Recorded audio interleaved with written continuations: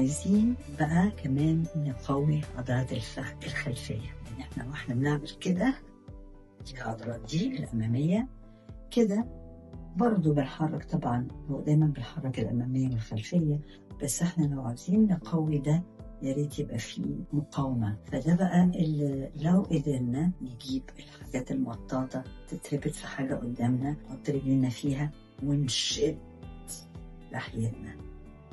في الحاجات اللي احنا بنسميها تيوب، خرطوم وإيدين، فلو جبنا ده وربطنا في ايد باب او حاجة، بس على نفس العلو المطلوب، نحط رجلنا القدم جواه، نعمل مشط رجل ونشد. ده نوع. المرة الجاية هبقى أوريكم طرق مختلفة نزود المقاومة للعضلات الخلفية. لو قوينا العضلات دي كويس يبقى هتشيل الحمل عن الركب.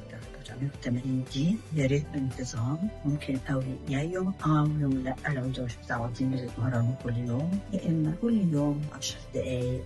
نوعين التمارين دي هتساعدكم. خلاص اتفقنا.